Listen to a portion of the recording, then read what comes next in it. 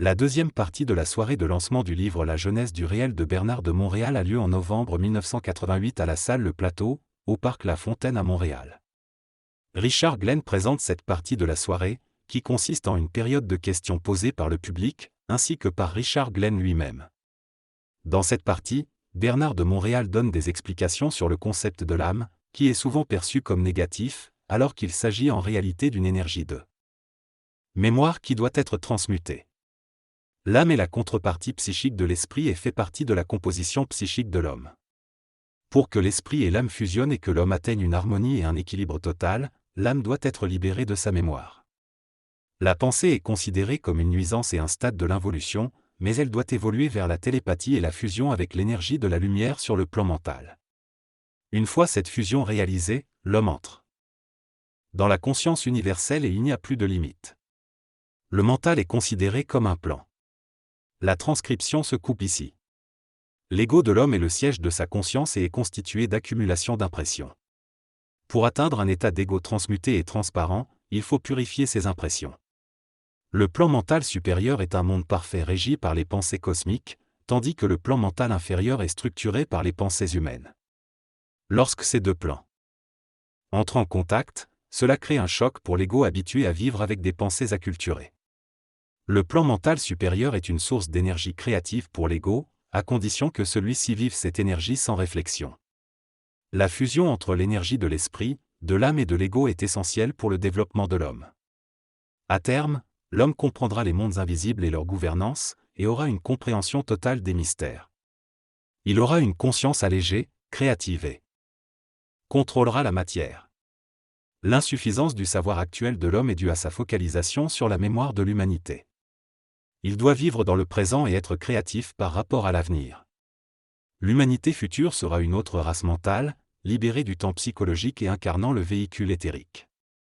Dans cet extrait, Bertrand de Marie explique que l'humanité devra vivre de grands chocs pour que l'esprit de la race humaine soit ébranlé et qu'un nouvel esprit, l'esprit de l'homme, puisse émerger.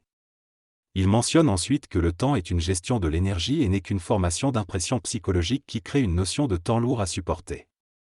Sur le plan éthérique, le temps existe aussi mais n'a pas la même vélocité, permettant à l'esprit de l'homme d'avancer plus rapidement. La fin des temps est la fin d'un cycle d'involution et marque l'ascension de l'homme vers une nouvelle corporalité dans l'éther. Bertrand de Marie évoque également le fait que les forces élémentales de la Terre seront contrôlées par l'homme lorsqu'il aura accès à son véhicule subtil et sera capable de vivre dans le sous-sol de la Terre. Il explique que plus l'homme deviendra conscient, plus les forces telluriques seront menacées et cela pourrait causer des troubles au niveau de la tellurie de la Terre. Enfin, il mentionne que de nouvelles élections sont en cours dans le monde invisible et que les intelligences qui œuvrent actuellement selon les lois de l'involution ne pourront plus agir comme elles l'ont fait pendant des milliers d'années. Dans cet extrait, Bernard de Montréal parle des lois de l'involution qui sont synonymes des lois de la mort à différents niveaux. Ces lois provoquent la mort de l'expérience de l'homme, de son développement égoïque, égocentrique et de sa communication avec la source de savoir. Il explique que la connaissance humaine est basée sur le doute et la croyance, ce qui entraîne la souffrance de l'homme. Cependant, une fois que l'homme passe à l'évolution, le doute disparaît et il ne croit plus, ce qui élimine la polarisation de sa conscience et affaiblit les forces astrales. Bernard de Montréal définit également le terme éthéréel comme une qualité réelle et objective non soumise aux lois de la matière. Il donne l'exemple de la pensée, qui est éthérée et libérée des lois de la gravité. Selon lui, lorsque l'homme utilise sa pensée subjective, il est contraint d'utiliser le véhicule astral, mais en développant une pensée télépathique sans polarité, il peut construire un véhicule éthérique. Une fois que cette évolution est atteinte, l'homme pourra utiliser une pensée créative et se libérer du corps matériel, devenant ainsi immortel, dans le sens où il pourra passer à un autre plan lorsqu'il le souhaite. Concernant le symbole de la maison d'édition de Bernard de Montréal, il s'agit d'un pied de femme écrasant la tête d'un serpent, représentant la domination de la spiritualité sur les forces négatives. Dans cette conversation, l'artiste BDM explique qu'il a choisi de représenter un pied d'homme dans son symbole car cela illustre sa vision de l'homme nouveau qui écrase l'ancienne connaissance. Il fait référence à un passage de la Bible où il est dit que la femme écrasera le serpent avec son talon. Il affirme que pour lui, l'homme englobe à la fois les femmes et les hommes, car c'est l'esprit qui compte, qu'il soit dans un corps de femme ou d'homme. Il justifie son choix en disant que ce symbole exprime parfaitement son message selon lequel l'homme lui-même écrasera l'ancienne connaissance, car elle ne sera plus utile. Il ajoute que l'homme devra utiliser ses pieds plutôt que sa tête pour cela. Il explique que son titre de maison d'édition, Science intégrale, fait référence à une science unifiée et intégrée qui englobe toutes les disciplines, qu'il s'agisse de physique, de génétique, de psychologie ou de philosophie. Il estime que lorsque les sciences seront unifiées, il n'y aura plus qu'une seule science, et les spécialités comme la psychologie et la parapsychologie disparaîtront au profit d'une nouvelle forme de psychologie plus alignée avec l'esprit. BDM souligne l'importance de l'unité entre la matière et l'esprit et affirme que l'homme pourra les unifier lorsqu'il développera sa conscience. Il croit en une science intégrale qui reconnaît que les lois de l'esprit et de la matière sont interconnectées. En ce qui concerne l'anti-esprit, BDM explique qu'il s'agit de l'intelligence, qui fait partie de l'âme et qui crée des impressions dans l'ego de l'homme. Il identifie l'anti-esprit comme un élément des lois de l'involution et le décrit comme la force qui crée le doute, l'illusion et l'impression chez l'homme. Il le relie à des pratiques telles que la magie noire et la médiumnité mal comprise. En résumé, BDM présente sa vision d'un homme nouveau qui écrase l'ancienne connaissance et unifie les sciences. Il met également en garde contre l'influence de l'anti-esprit.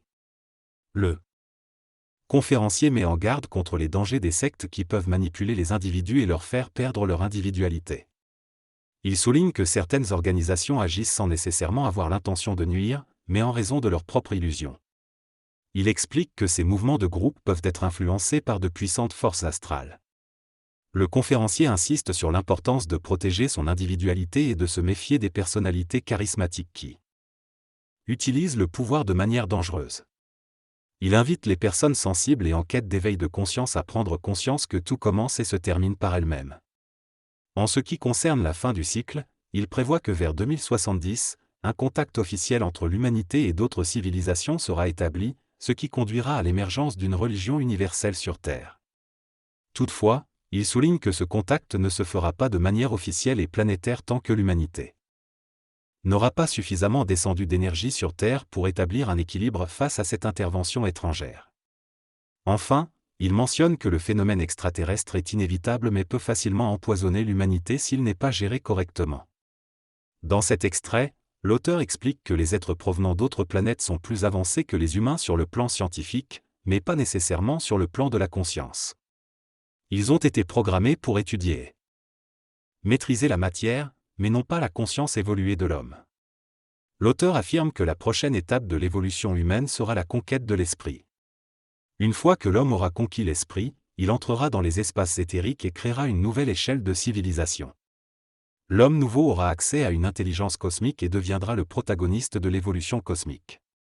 L'auteur affirme que cet homme nouveau sera un immortel capable de voyager sur tous les plans et ne sera régi par aucune politique cosmique. Enfin, l'auteur évoque les prophéties et les catastrophes à venir, ainsi que l'importance du Christ mondial. Dans cet extrait, Bernard de Montréal parle de l'énergie ésotérique et occulte. Il affirme que pour comprendre véritablement ces symboles, il est nécessaire de se libérer de leur emprise et de ne plus en dépendre. Selon lui, tant que l'homme ne sera pas libre de ces symboles, il ne pourra pas accéder à la connaissance réelle. Il souligne que l'énergie de la conscience humaine sur Terre dépend de l'actualisation et de l'accès de l'homme à sa propre vitalité. Il explique que le Christ mondial symbolise une conscience créative totalement libre de tout ce qui est connu. Il précise toutefois que le Christ mondial n'est pas une entité individuelle, mais plutôt une fusion de conscience unifiée dans le mouvement créatif et la cristallisation de l'énergie cosmique à travers l'âme et l'ego rendu transparent. Il différencie cette idée du concept du Messie, qui est perçu comme un être extérieur venant sauver les hommes. Selon lui, ce concept est nécessaire pour apporter un espoir aux masses humaines sans force et sans centricité.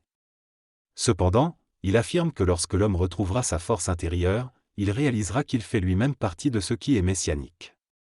Il encourage ainsi l'homme à prendre sa place et à ne pas se laisser influencer par les symboles ou l'histoire du symbolisme, afin de ne pas perdre contact avec lui-même. Il critique également l'attitude de fascination envers les messies qui peuvent émerger, soulignant qu'il est important de ne pas se laisser fasciner par les individus, mais plutôt de chercher la vérité en soi-même. En conclusion, Bernard de Montréal souligne l'importance de se libérer des symboles et des messies extérieurs afin de trouver la force et la vérité en soi-même. Ce résumé peut être amélioré et peaufiné pour mieux refléter les idées présentées dans l'extrait. Dans cette intervention, le conférencier souligne l'importance de prendre conscience de notre fonctionnement psychique et de développer notre propre intelligence. Il constate que beaucoup de personnes vivent dans la solitude et la souffrance, faute de pouvoir partager leurs expériences et perceptions intérieures. Il encourage les individus à se relier les uns aux autres pour échanger et partager leurs connaissances, afin de construire ensemble un nouvel avenir. Il propose également de se libérer de la fascination envers les autres et de commencer à se regarder soi-même avec intelligence.